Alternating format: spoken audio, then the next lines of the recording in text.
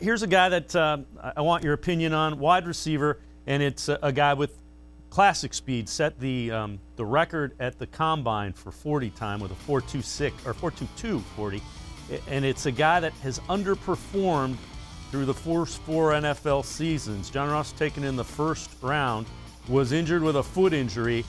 He's a guy that has big play ability, and the Browns may be able to get him at a reasonable price. Is that the kind of guy that you think they're potentially looking at? Your last part of your clause there was the key part, the right price. Like, I'm not going to sit here and talk a lot about John Ross's on-field production. As that graphic showed, there's not a whole lot of it. Who he was coming out of college being the burner. I worry with guys like that about their intermediate route running, their dedication to the position, yada, yada, yada. And those stereotypes may not be fair to a guy like John Ross. Because he hasn't put that professional tape on film yet, I haven't been able to study him much, right?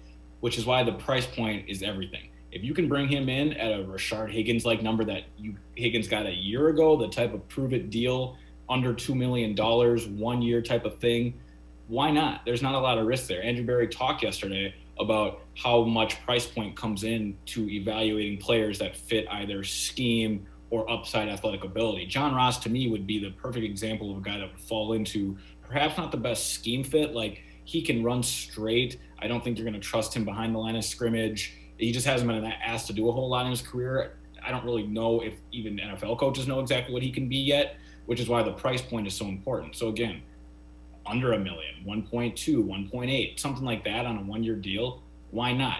I don't know the market John Ross has. Perhaps he waits all the way until, July, August, a lot like Rashard Higgins, and he joins. But if he signs early, that means he's probably getting a 2 year deal with, 2 or 3 million per, and perhaps higher, 3 or 4 million per. And I don't see why the Browns would be interested there when you can focus your priority on already what is probably going to be a more filled wide receiver room than we're giving it credit for.